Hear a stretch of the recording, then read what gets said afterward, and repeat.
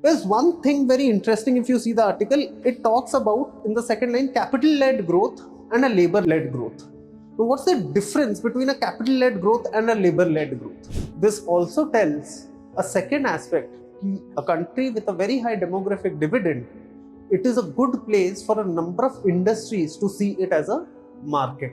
But our topic of discussion is demographic dividend. This might come the way UPSC has been going on. How does this particular led growth, capital led growth and labor led growth, how do they impact the demographic dividend, and which path should India actually follow? This is a huge labor force. That's the biggest advantage, and that is also the biggest disadvantage, because you have to skill that huge labor force. First, I would want you to see this and think a bit.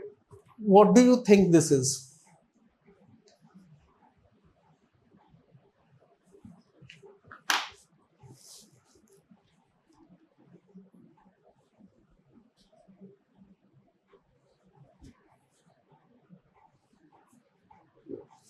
The increase of age of average population of India.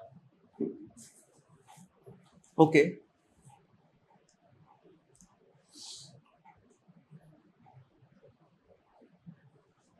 Anybody else? It's about the costly advantage we are going to have and the negative consequences related to it. You saw this much here.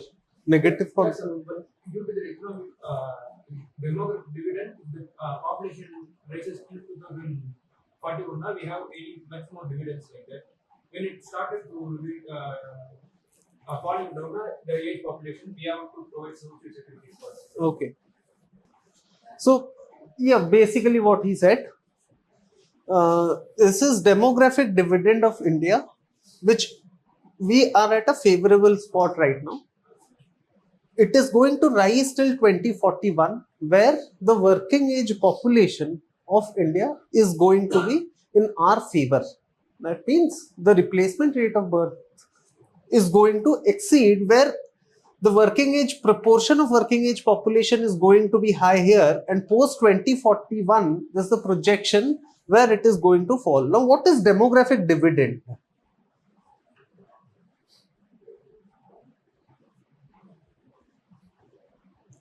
There is an age group of 50 to 60 years of age group of people which are working age.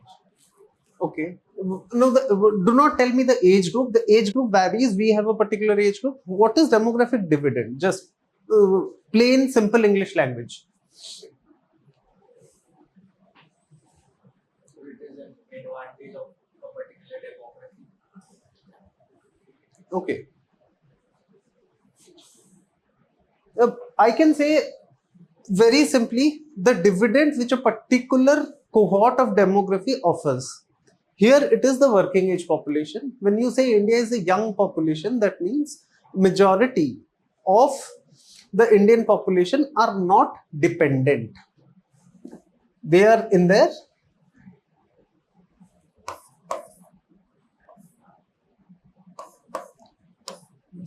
not dependent.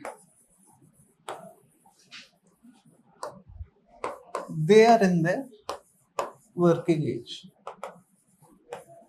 Working age as in they can contribute to the economy in more ways than one, which can probably drive the economic growth of India. That is why the demographic dividend is constantly harped on by India and by the world bodies. This also tells a second aspect. A country with a very high demographic dividend, it is a good place for a number of industries to see it as a market. So it is considered to be economic green spot. But why is this so much of debate around demographic dividend? If we have already created those many populace, so why shouldn't we just let them be how they are? So we are not how effectively we are using them, because there is a lack of skills for the population. So whether we are reaping the benefits or not. Exactly. The main point of demographic dividend is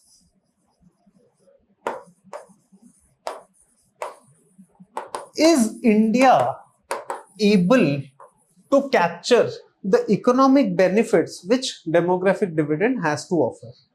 The article says that India is not fully capitalizing on its demographic dividend, which was stated by former RBI Governor Raghuram Rajan. So it says that India has to prioritize skill development and utilizing its human capital. Now, when you say skill development, human capital, these are very big words which are always put by people in answers. Now, the second question which comes is, what are the challenges? Why wouldn't we be able to capture the demographic dividend? There's one thing very interesting. If you see the article, it talks about in the second line, capital-led growth and a labor-led growth. So what's the difference between a capital-led growth and a labor-led growth? We'll come back to demographic dividend.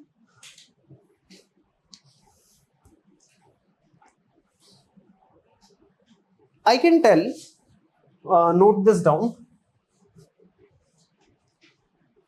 Capital-led growth is something where the primary driver is the investment in capital-intensive industries like machinery, transport, and infrastructure. Whereas labor-led growth is mostly done by those industries which are focused on employment generation and utilization of human labor.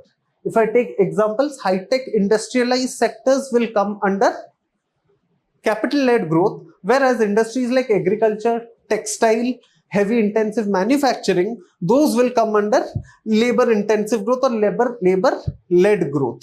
Now, productivity, obviously, capital-led growth is driven by technology. So, the productivity is expected to be high through automation and innovation.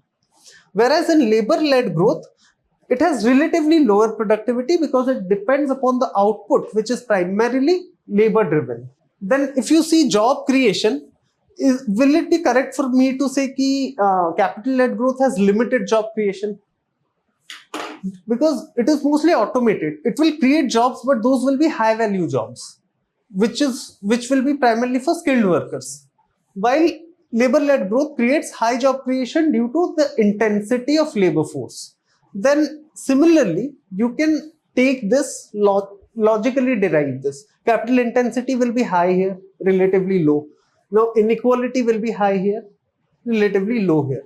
In technological advancement, obviously we have a stronger focus here than in the labor-led growth. Then it has obviously its own challenges and so forth and so on. But our topic of discussion is demographic dividend. This might come the way UPSC has been going on. How does this particular led growth, capital-led growth and labor-led growth, how do they impact the demographic dividend? And which path should India actually follow? First, before going into those discussions, where does India lies? If I say, okay, anybody else?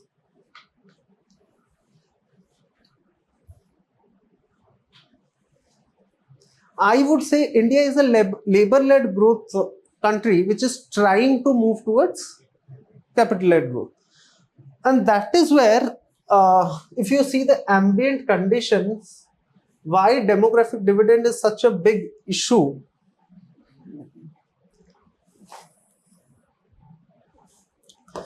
Now, India has a demographic dividend, plus it is a labor-led growth trying to move towards a capital-led growth.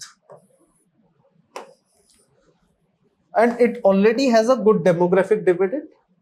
So, since India is trying to move towards this, there are some attributes or characteristics of labor-led growth which still exists and exists in a lot of amount within the Indian economy. And that is where the major challenges come from. So if you see, why is it difficult for India to move towards a to move to reaping its demographic dividend. If the question comes, it will be directly on demographic dividend. What are the challenges? It's clearly, if you see here again, India has the major characteristics of a labor-led economy, which is trying to move towards this. In this process, a lot of processes of manufacturing are still in the past. A number of systems are still, which we are using, still is traditional. First. Second, there's a huge labor force. That's the biggest advantage, and that is also the biggest disadvantage, because you have to skill that huge labor force. So these are some of the major aspects which the article talks about. Now, my question is, which we are going to discuss now, is how do they impact demographic dividend? These are the parameters, if the question ever comes, based on which you are going to analyze this.